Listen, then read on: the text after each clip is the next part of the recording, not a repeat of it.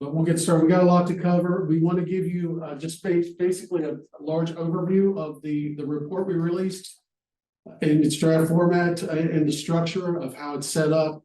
Just some pointers there, and we'll also identify some areas that we want you to focus your attention to as you review this document. So first, we'll start with a quick recap of the last meeting, which was held on November 1st. We'll go through that overview of the report document. And then we do have some fiscal impact analysis information from Covington that was just released Monday. We're going to share that with you as well. And then we'll wrap up with some closing remarks and talk about when we need the feedback by as well. Next slide. So as far as the recap, of course, we had that mapping session with the subcommittee back on October the 18th. You can see the photograph from the upper left-hand side of the screen, and then the open house where we began to vet that mapping session as well. Gather more feedback from the community. Next slide, Way. So we have continued to refine this map a little bit from those meetings and from your last steering committee meeting. A couple things to point out here. We're still working through some of those connections with open space. That will continue to be refined. We've made a few minor changes as we continue to refine this. The colors have changed just slightly because there were some colors, especially like the four ways, were very close to another color that was identified that were in several of the communities. So we tweaked that a little bit as well. Way, next slide. We talked about the enlargements at the last meeting. Again, those connections and those green dash lines that you see, that may change as we continue to move forward. We'll try to send out a new draft of those maps when that's completed. Next slide, Way. We will send out a draft of those maps when we've made those revisions for your review. That's right.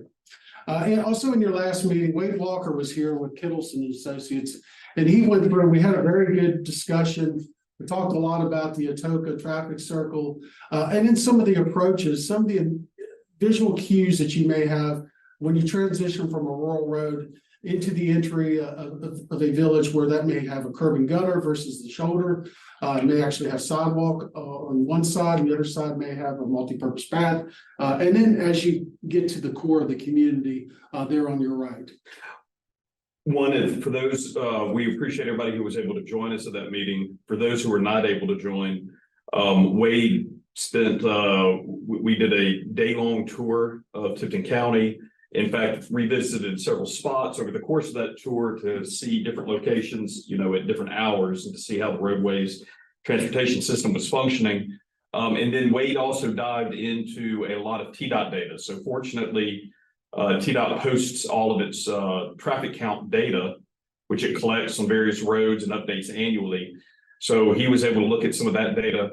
And one of his general comments was just the sheer amount of extra capacity that we already have within the county's roadway networks. Now, I know there's been a lot of talk about it in the East-West corridor. This is not talking about convenience of all of those roads, but he was just noting we were on certain roads that I think even we locally think of as busy, and we were there in the morning rush hour, after school, and during the evening rush hour on some of those specific roads. And at some points noticed the lack of vehicles that we could see from basically our viewpoint front and back, how there'd be no vehicle on the road. Now that wasn't everywhere, of course, but one of his observations was, this confirms the TDOT data that we have a lot of capacity already built into our existing system. Next slide. So you've seen the acknowledgements that you see on the right there for both steering committees for Covington, Tipton County, and the report in its document. There will be some refinements in some of the what you see there on the cover as well. But this is our first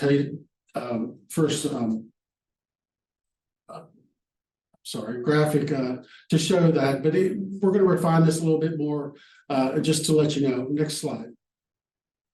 Now, the executive summary and the table of contents that you see here on your right, we went through this on one of our other steering committee meetings.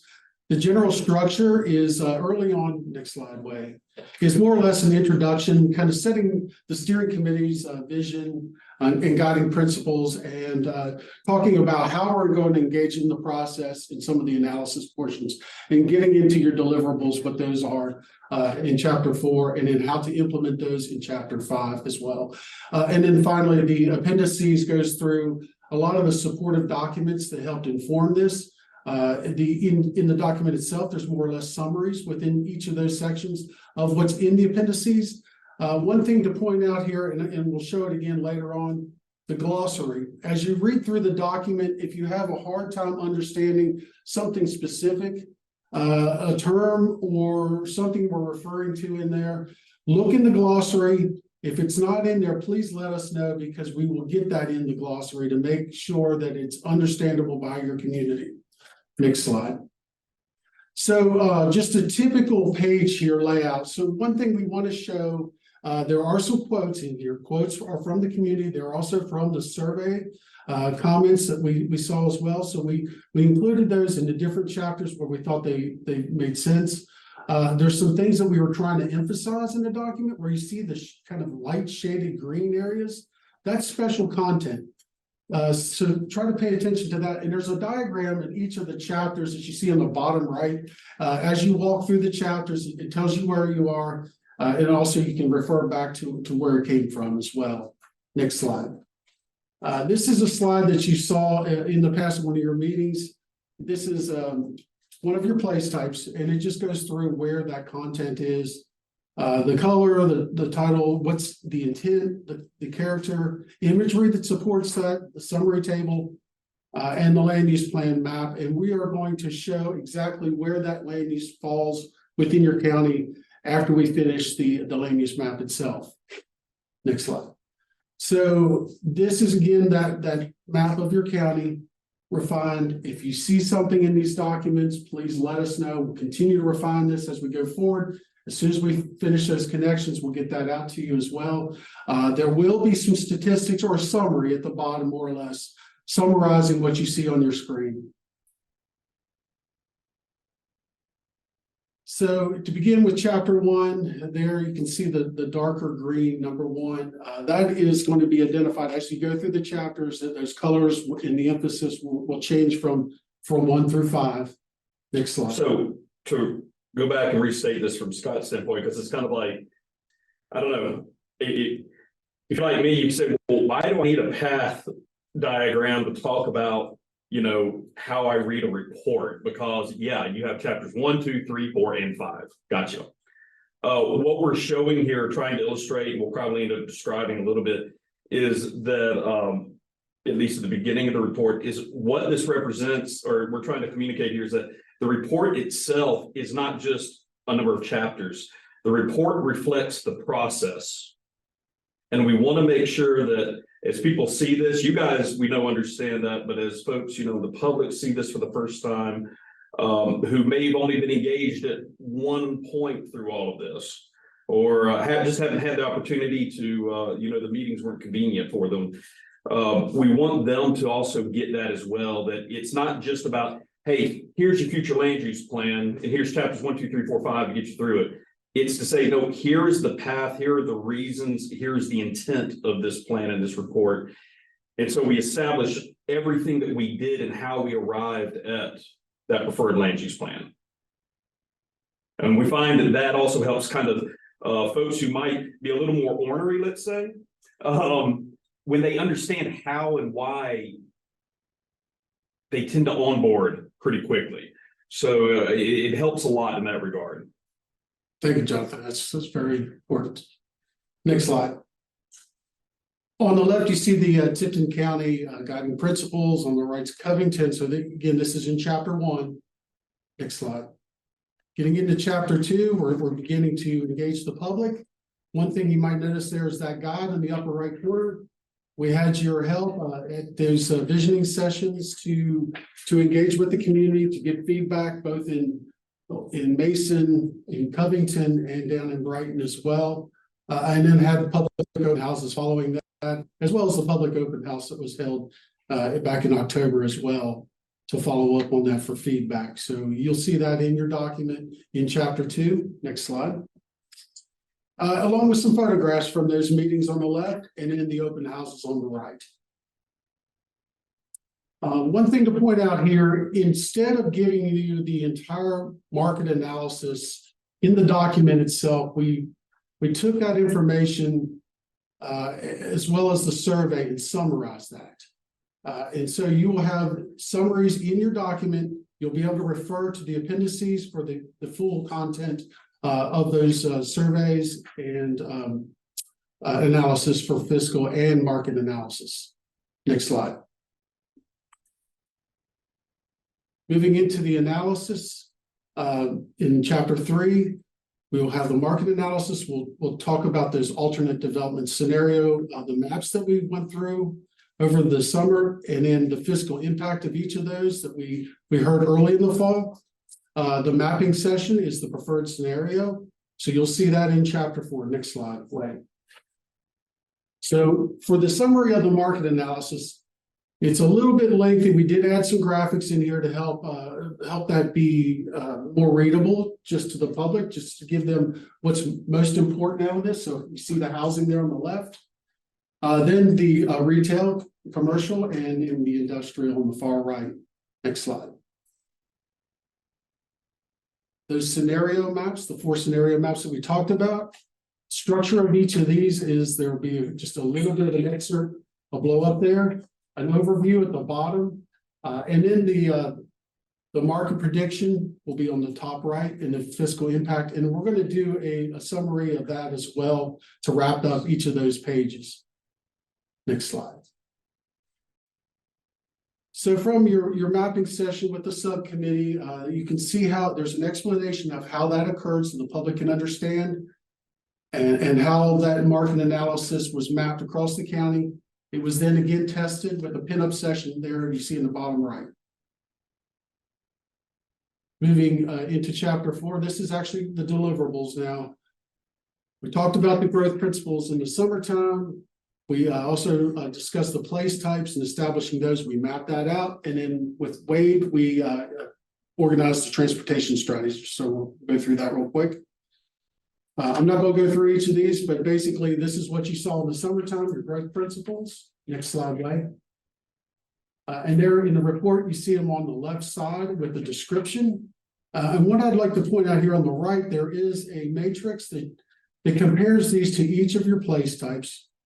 So those are important to look at, especially as you're having applications and maybe a land use plan amendment that may come through. You look at this. You also look at what's on the next page. There's another matrix. Before we go forward. Yeah, go ahead. Hey guys, just as Scott's going through this, because I want to point this out here. And sorry, Scott, I don't mean to interrupt you, but or I do mean to interrupt you. When you're looking at these guys, these are not set. So the graphics, the colors, everything, if you're looking at this, like, you know, what makes sense to us as far as graphics, for example, the one on the right there, it may not make sense, or it may not be legible, or you might find it confusing. If you do, please say something. This is not a professional thing like, oh, well, this is the right way and it's clear to us and thus it's right. This is our proposed approach to that. And so if you're looking at that, if you have difficulty reading it or you don't understand it, then there's a good chance that many folks in the public will have the same opinion or have the same reaction. And so we need to know that. So this is in all other parts of the document. Please give us your feedback. That's why it's so critical that we hear from you. Yes, this is a work in progress, and we've tweaked the colors ourselves a couple times. So the matrix you see on the right side of your page here, this takes the place types, and it also looks a little bit at land use. So within those place types, generally, this is the type of land use that you will see. It's not always the case. In open space, you're going to see some different things that may be there already. And there's some unique things that come around as well. But generally, those are the appropriate land uses within each place type. Next slide. Again, we have the map here. We want your comments. If there's anything we're missing, if there's something in particular that stands out that may be a red flag or maybe create some type of issue, please let us know. Let Robin know. We'll continue to refine this map. Next slide. And the city of Covington, Brighton, and Mason as well. We've made some minor tweaks in these areas. We've added a little bit more of the town residential, particularly in Covington on the south side, where we went back and looked at the land use, noticed that there was a lot more attached or multifamily housing. So it should not be a general like neighborhood residential, the lighter yellow. It should be the darker yellow. And we made those changes. We'll continue to make those changes with your comments. Again, open space. This is a general snapshot of what it might be, but we realize that there are also farmlands, farmsteads. There's also going to be some residential that's related to that and farm buildings as well. Next slide. And using what Wade has given to us, what Jonathan has talked about, that transportation strategies that are shown towards the end of the document, that will help inform your major road plan as you go forward. So keep that in mind. This is just generally setting the vision for what that should be. The major road plan will begin to map that out later on. Next slide. And finally, getting into the implementation section. There are things that you're going to want to do as you go through the review process, looking at these applications, maybe if there's a land use plan amendment and so on. You want to go back and look at your vision statements. That's on the checklist there on the right. Make sure that is consistent with the vision you set, with the community set. Also, is it consistent with your growth principles and with the map itself and the place type? Go back and visit that every time you have an application. Now, this is something that we really need you to pay special attention to, the next steps section. We've organized this based on what we heard a lot from Robin and from Jeff. And from you guys and the community. That's right. So there's some things here that may be a little bit difficult to understand. We can help you understand that if you have a question about it. But we try to organize this in a way that basically sets up what your priorities are and how to get this implemented and make sure you're going back and revisiting things. So please look at this closely. First, you're going to want to adopt this document as we continue to refine it. If it looks ready to go, we're hoping to have your vote late in the month of January. That will then get adopted by the boards and commissions after that. And then stepping into what has to be done with your zoning ordinance and some of the changes related to your development regulations. So what we're talking about there, maybe right sizing your FAR zoning district or something of that nature. Or it could be, that is to be determined. And Scott, you're right. It could be the FARR. It could be a lot of different things, guys. And so that's why it's an analysis of your existing zoning and development regulations, per what is actually adopted. We don't want to presume, that this document, we would like to think it goes forward and is adopted as is, but we know reality. We don't want to presume that that's the case. And so whatever shape or form of the future land use plan that is actually adopted per each community, per each area and jurisdiction, an analysis we're recommending here that analysis needs to be conducted kind of through that filter for zoning and redevelopment regulations to understand what can be tweaked and what needs to be overhauled in order to better achieve the goals and the vision in the future land use plan. And then number 3 there, you see the site plan approval process itself. There could be some streamlining. There may be some things that aren't getting analyzed now during when somebody submits for a site plan or a master plan for your community. There may be some type of traffic analysis or something of that nature that needs to be examined, stormwater and so on. So that's number 3, getting into the more detailed portion of the recommendation would be to drill down a little bit more on land use. And we've talked about the depot district plan in particular for a small area plan. That's come up a lot. Mason also is interested in doing something with their downtown in Brighton as well. So that could be like the next step for each of those communities to drill down on what those land uses are in those specific areas. Now, that is not an exhaustive list, or if you feel like there's of the ABC, if one of those does not belong, we'll be happy to strip it off, per your feedback. And if we need to add to that, we can do that as well. That's right. And we know Jeff and others are collaborating with the adjacent communities right now to talk about infrastructure, particularly sewer infrastructure. That's going to continue. But if there's other ways to do that, you should be looking for that as well. Next slide. Okay, so that was the priority, right? The immediate and the priority 1 to 2. Now, as we go forward, and Scott, you're probably going to say this anyway. If there are things that we're talking about in that 2 to 3 or 3 to 5 that need to move forward, we of course can do that. If there were things that were in that priority action list that you think maybe we should push that back to year 2 or year 3 or year 5 or what have you, we can do that as well. And if, of course, if you don't see anything on this list, you go, where is it? Please say something to Scott and me. Thanks. So yeah, this is the near-term action, 2 to 3 years. We talked about design guidelines across the county.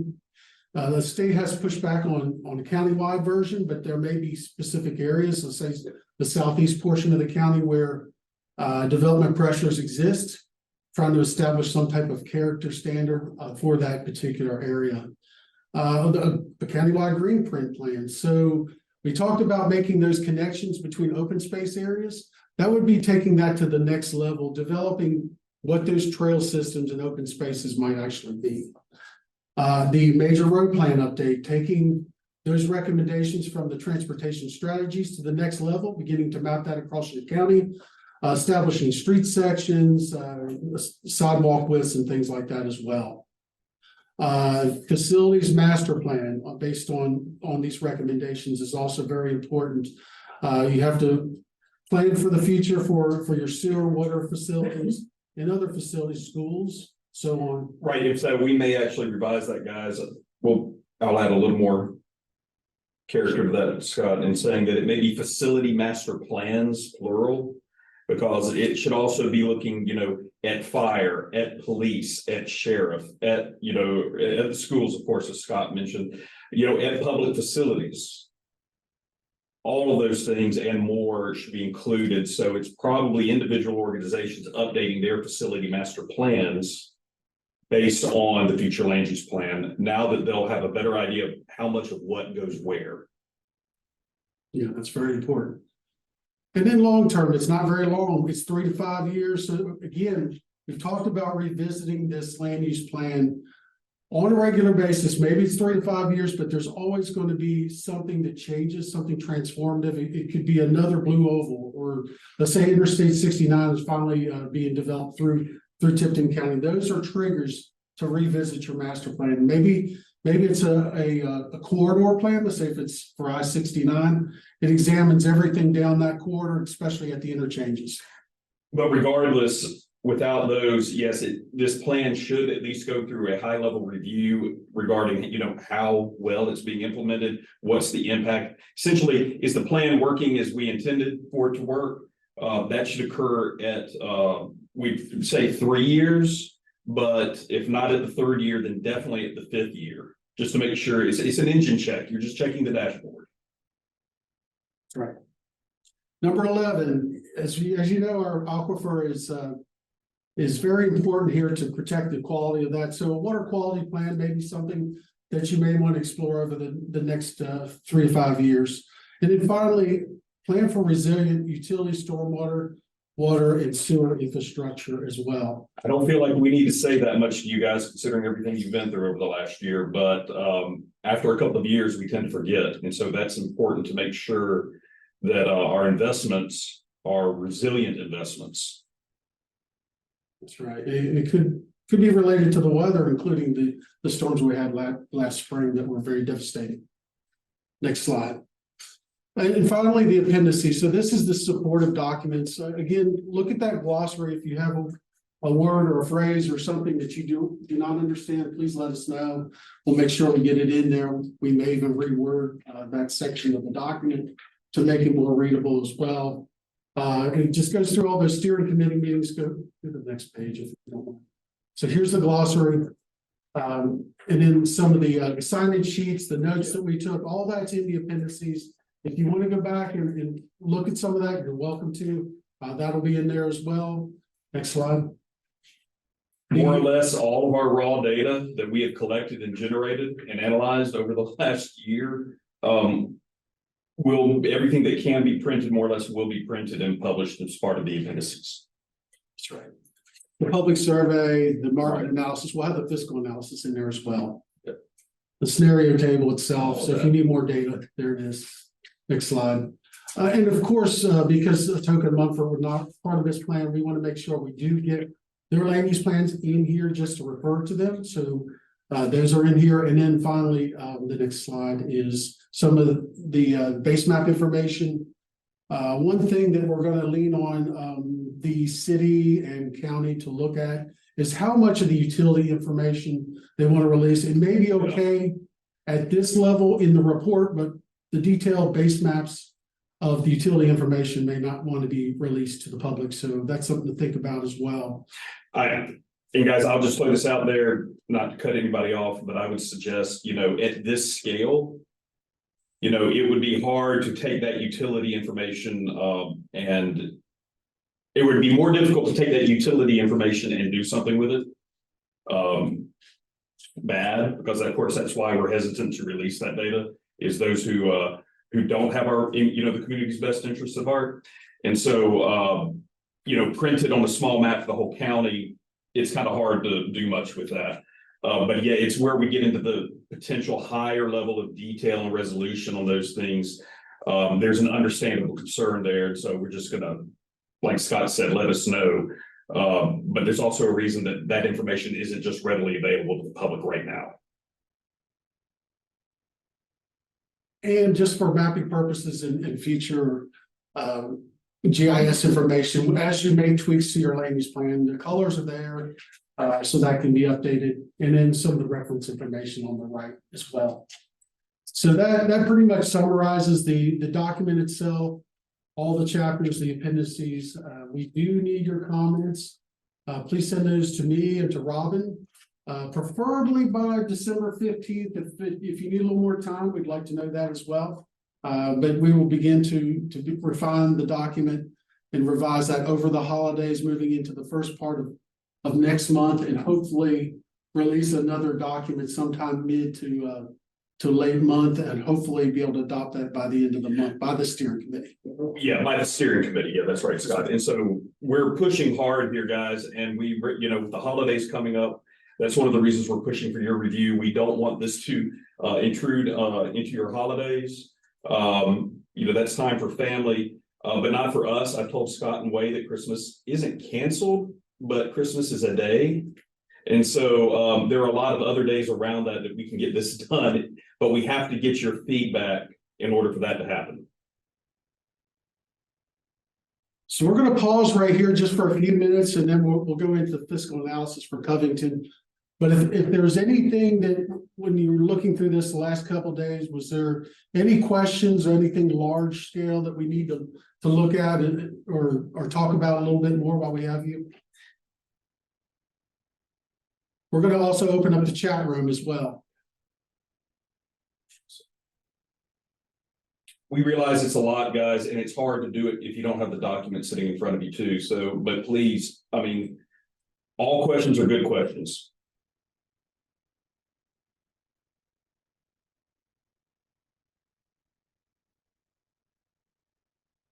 We appreciate that, Sean. Yeah. And do they have the document now? Yes. Yeah. Okay. So yeah, I agree. Sometimes you need to hear about it before you start diving in.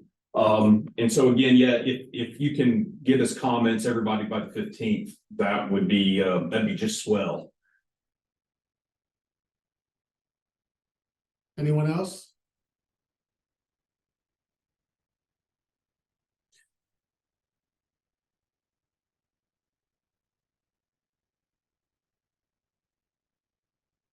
So I'm going to just throw this out there, since we're not hearing from anybody quite yet. So for example, the table of contents, does this flow make sense to you guys? Clearly, the document is structured around this. And so that would be a very critical fundamental thing. If you don't feel like commenting on it today, that's fine. Do, you know, after you read through it, please send us those comments. But if anybody has a comment on the flow of this right now, please throw it out there.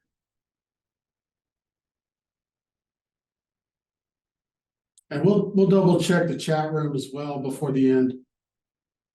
Okay.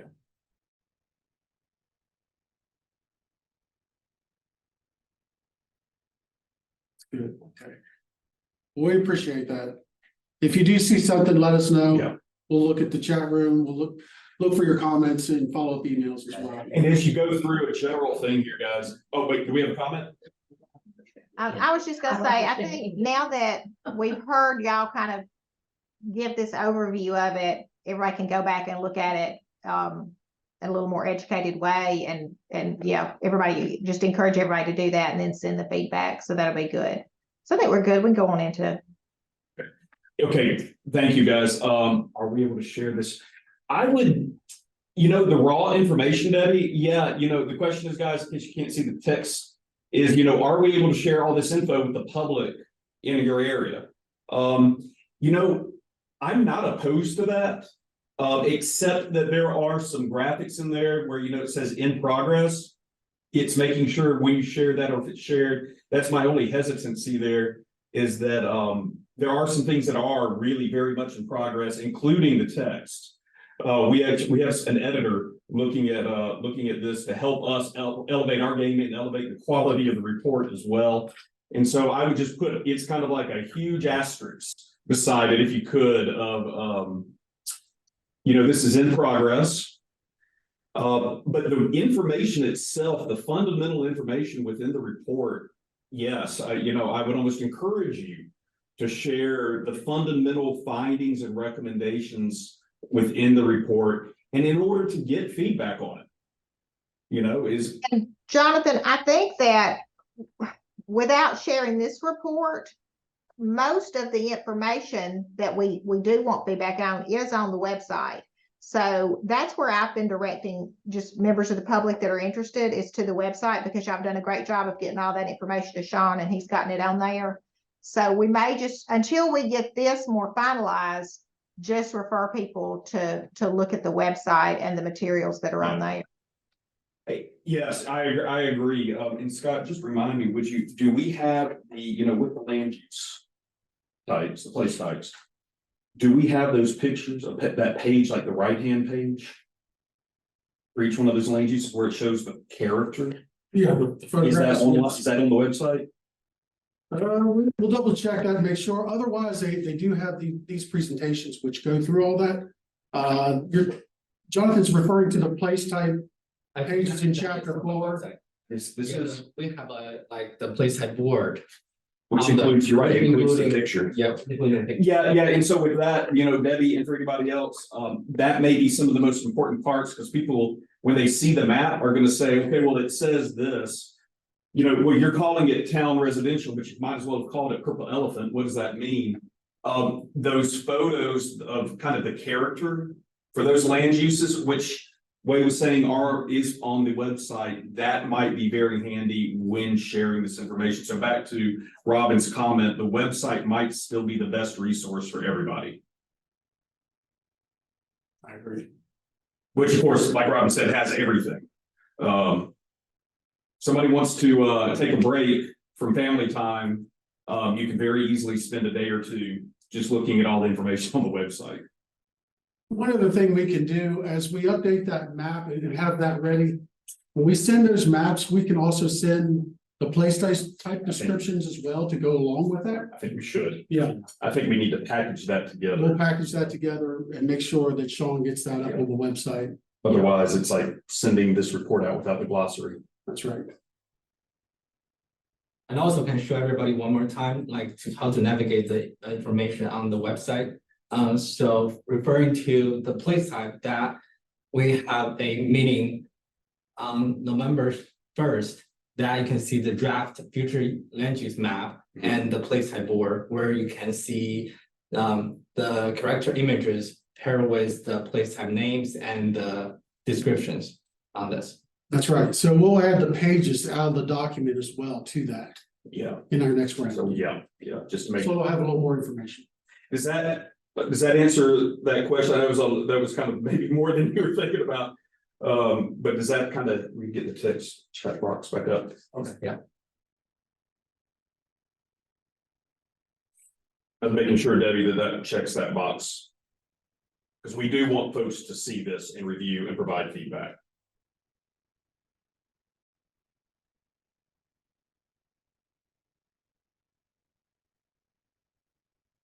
Okay, well, we'll move We'll on. assume that that's good, unless Yeah. somebody says otherwise. All right, so if there's any other changes to the map, it's just a reminder, please send us those. We'll try to get that changed as well. Can we send that out again, high resolution, really big, where they can zoom in? Yeah, we could send that out again. We'll do that, guys. We'll send this back. We'll go ahead and send it, and we'll send those pages with that. Oh, yeah, Debbie, by the way, so I see, yeah, curious about how much to share in the Public Planning Commission. Means, yes, I'm a very strong advocate for this, so I'll say it. I would at the Public Planning Commission meetings, and folks on here might have a different opinion. But from my standpoint, yes, I would encourage, and I would say, go to the website, all of the information is there. And if there's some specific information, please refer to it or refer to us, and we will make sure that they understand where that is. We'll respond. But yes, I would highly encourage folks, planning commission meetings, and members and reps, and then just members of the public, go to the website and look at this stuff. Please, and familiarize yourself with it and let us know what you think. All right, well, let's move on to the fiscal analysis. Okay, so this is the information provided by Tischler Weiss for Covington, specifically for Covington. So one thing I want to point out here on this first slide is the market analysis projection. So this is more or less a summary of what was in the market analysis before he actually gets into his fiscal analysis numbers. So you see there the total housing units, about a third or so down across the board there, across the four scenarios. The non-residential development, which is your retail commercial development. And then there's also some industrial, some projections for population jobs. Now that all is semantics, because we don't know what the household population might be. It may change over time. There may be more children per house, so it may go up. We expect that. In fact. We do expect that. We're just, so I would lean more on housing units than the population at this point. But as you know, community concentrated, there's definitely going to be more housing units in your communities. So that's on the far right. And that's why the total number of housing units within Covington, of course, is higher. And the community concentration is because we're actually pushing more of that market demand inside of the municipal boundaries or adjacent to them. All right. This is the table with all the money, the information on here for financial. One thing to remember, these are thousands. So the numbers that you see here, add 3 zeros to that. Wait, are you sure? Yes. Yeah, you're right. Yes. That's the way it's set up. Yeah. Yeah, sorry. So of course, on the left, you got general fund, the solid waste fund going down, state street aid fund, the capital projects, and then getting into total revenue and expenditures, and then the net fiscal impact.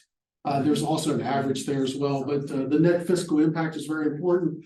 We also added just at the bottom there, again, to show you the number of residential units across the different scenarios. Next slide. All right, one thing to point out here, across the 4 different scenarios, the general fund and the solid waste fund all project positive fiscal results to those particular funds. The deficits occur in the other portions of the budgets. So keep this in mind, all scenarios, even though there's, as you go across the slide there, you can see how it increases. All of those are positive. Next slide. Now, of course, infrastructure is expensive. Those deficits begin to occur. They actually increase as you go across, but of course you have more revenue coming in as you go across as well to offset that. Next slide. And these are your capital projects. Deficits again, offset by your general fund. And then next slide.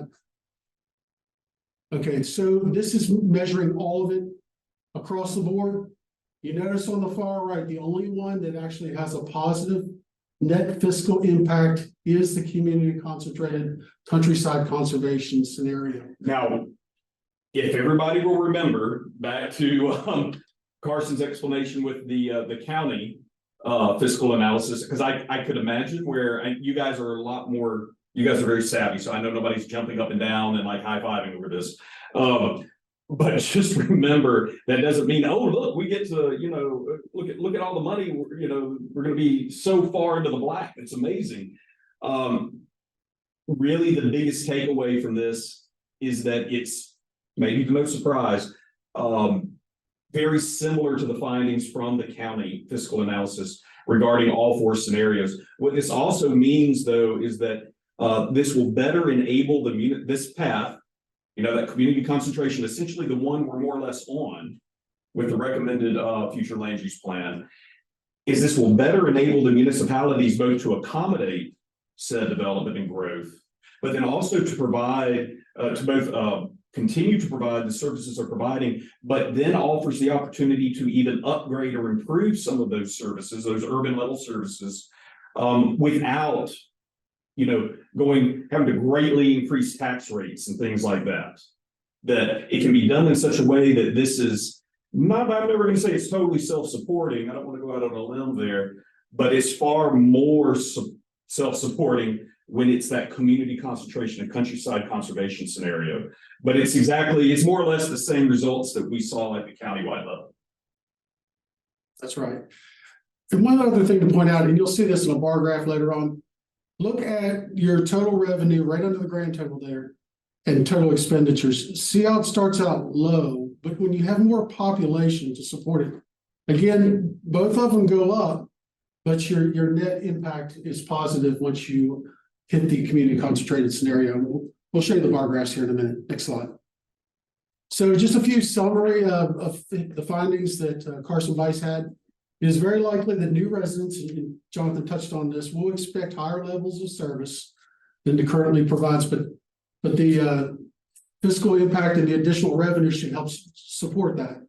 A fiscal impact analysis is not the same as municipal budgeting. You'll still have to do all your budgets for each of those sections, including the schools, fire, police, and everything else that we've talked about. The fiscal issues are important for a locality to consider when making a land use decision or setting policy.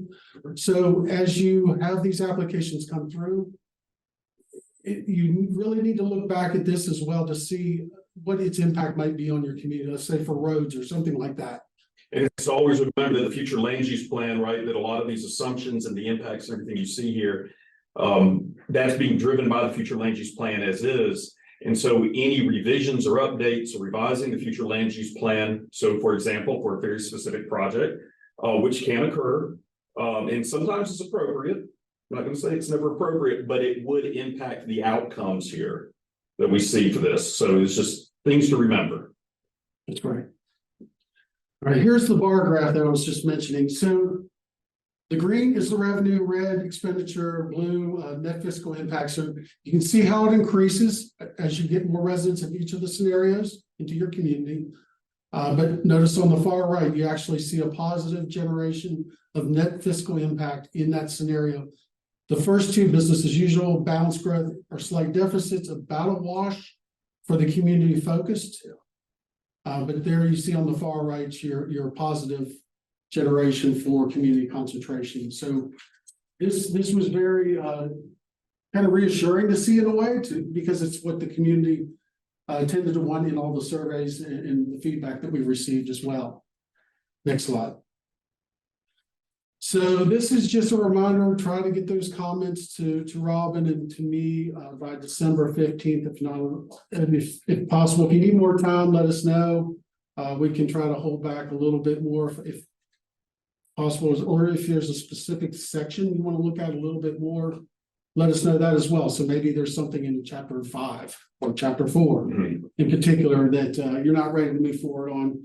That would be good to know as well.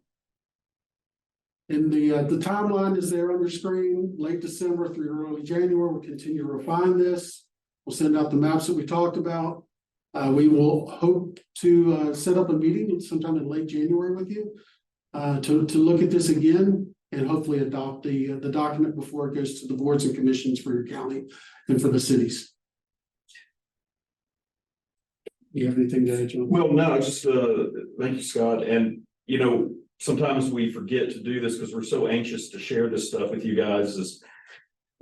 We're not done here. I just want to go ahead, before we get there, is to thank you guys again for, you know, engaging with us, asking us to come, and help you create this plan for the community in the county, and the various cities, you know, for Covington, for everybody, right? And everybody, you know, that we've really enjoyed this process to date, and have enjoyed working with you guys, in part because you've been very honest, and you've engaged well. It makes it a lot easier and a lot more fun. And so we just ask you, we're, you know, like I said, through the holidays, we're coming up on the end. This is kind of the last stretch of this marathon, to please stay engaged. So with that, do you have any questions for anything that you saw today or anything that you've heard, fiscal analysis, report, or otherwise?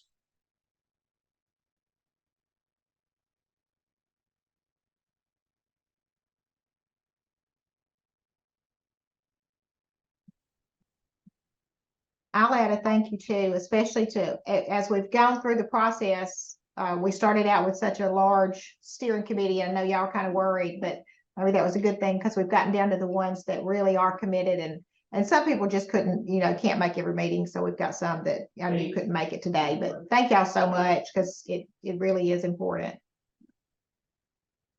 And just a reminder, we are recording this, so it will be online. Everyone can catch up that may have missed as well. But don't let that prevent you from asking questions now. Yeah, a little bit of homework, Sean. We're just remember that, you know, we have learned over the years that sometimes a graphic and a picture can say 1,000 words. And so thankfully not every page is War and Peace. Otherwise it'd be quite a novel to read. But yeah, you know, getting that feedback on the 15th, we realize that's asking a lot this time of year specifically, but we do appreciate the feedback. I do have a question if nobody else has one. Has anybody else heard feedback from neighbors, friends, constituents, coworkers, strangers on the street that have grabbed you? Has anybody else heard any feedback on this since, for example, our last meeting?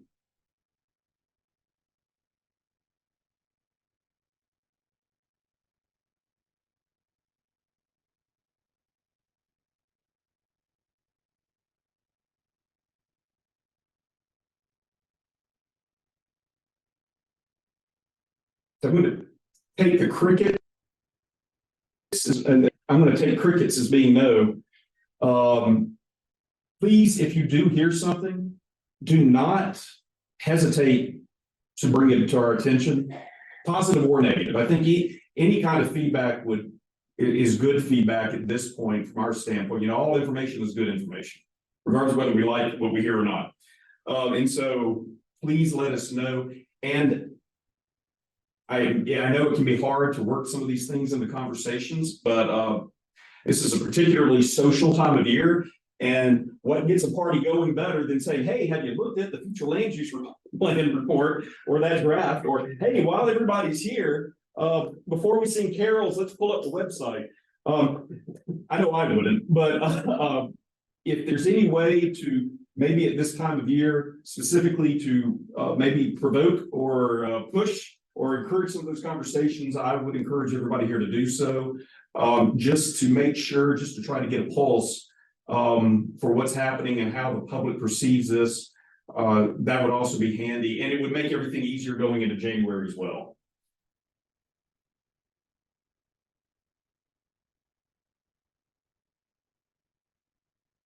I think I may send this out as my Christmas card this year for our family. I'll tell my wife, my kids, everybody knows who the kids are.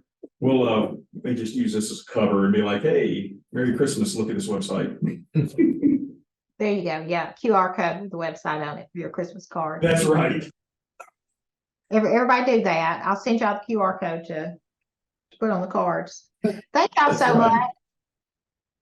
We Thank appreciate you, Robin, and really appreciate you this whole process, and we kind of learn from each other on certain things. We really understand your community now, and really appreciate working with you and coming to this conclusion in the report and land use plan. So, yeah, thank you all for your participation. We really enjoy working with Tipton County, from the bottom of our heart. We really appreciate this and hopefully setting a standard for your community for the future.